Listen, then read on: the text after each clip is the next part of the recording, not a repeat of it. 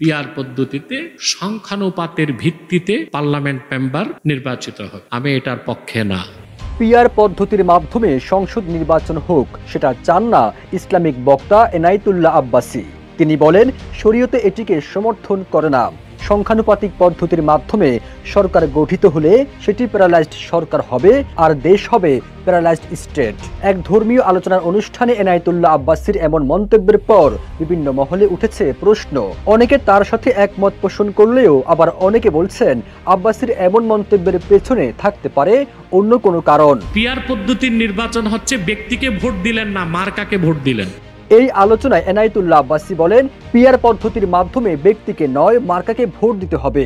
সেক্ষেত্রে সংসদীয় আসনে কাকে ভোট দিচ্ছেন তা জানেন না ভোটাররা। হিন্দু বৌদ্ধ খ্রিস্টান ঐক্য পরিষদ যদি পিআর পদ্ধতিতে নির্বাচনে অংশগ্রহণ করে, তা তারা সংখ্যানুপাতের ভিত্তিতে জাতীয় সংসদে অসংখ্য আসন পেয়ে যাবে।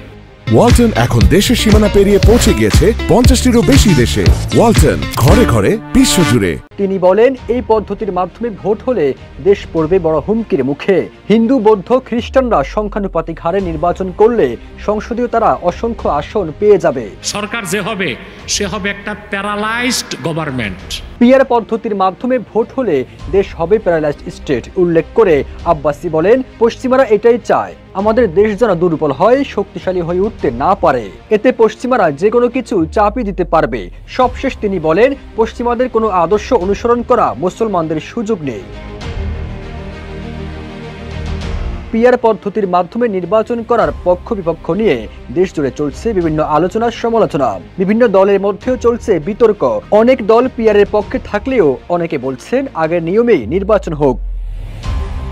সবুজ আলম, ইত্তেফাক।